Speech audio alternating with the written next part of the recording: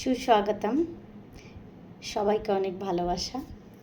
তো আগের ভিডিওতে আমি বলেছি প্রেশার বেড়ে গেলে ওষুধ নিয়মিত খাওয়া প্রয়োজন। তো আজকে বলবো শুধু ওষুধ খেলে তো হবে না। শুধু প্রেশার বেড়ে গেল আমার, আমি নিয়মিত ওষুধ খাচ্ছি আর কোনো খাবারের নিয়ন্ত্রণ নেই, প্রতিদিন তেল মশলা ভাজা চপ সিঙ্গারা খেয়ে যাচ্ছি, সেটা একটু বন্ধ করতে হবে।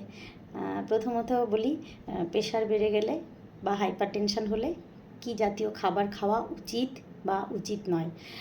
হাই প্রেশার হলে সাধারণত যেমন নিয়মিত আমরা ওষুধ খাবো সেরকম সকালবেলায় আর সন্ধ্যাবেলায় নিয়মিত মাত্র 30 মিনিট করে হাঁটা চলা করতে হবে।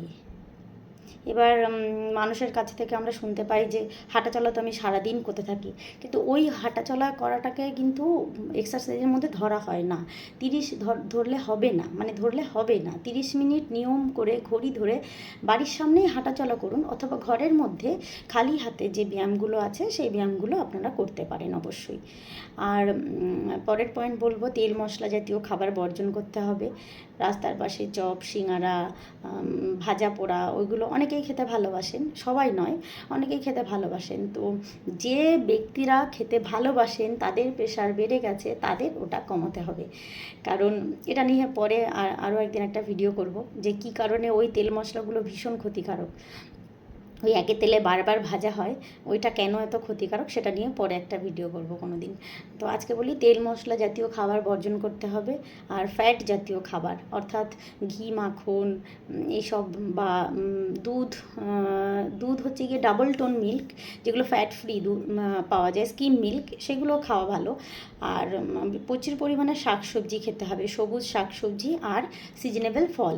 সিজনেবল ফল বলতে যে মরশুমি ফল, যে মরশুমে যে ফলটা পাওয়া যায়। অফ সিজনের ফল সাধারণত দাম বেশি থাকে। এখন আমরা যদি গরমকালে শীতের ফলগুলো খাই তাহলে সেগুলো দাম বেশিও থাকে, প্রথম কথা। দ্বিতীয় কথা, ভিটামিন সোর্স কম পাওয়া যায়। যে মরশুমে যে ফল হয় সেই মরশুমে সেই ফলেরই মানে ভিটামিন সোর্সটা বেশি থাকে। তাহলে মরশুমি ফল খেতে হবে প্রচুর পরিমাণে, আর দিনে 2.5 থেকে 3 লিটার জল খেতে হবে। আর হচ্ছে গিয়ে পাতে এক্সট্রা লবণ খাওয়া চলবে না। লবণ নিয়ে একটা মজার কথা আছে, সেটা পরের ভিডিওতে বলবো। একটা ডায়েট নাম আছে ড্যাশ ডায়েট।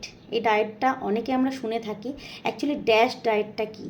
ড্যাশ ডায়েটটা মানে হচ্ছে, ড্যাশ ডায়েটটার ফুল ফর্ম কি? ড্যাশ ডায়েটের ফুল ফর্ম হচ্ছে D for dietary, E for approaches, to S for stop, H for hyper tension.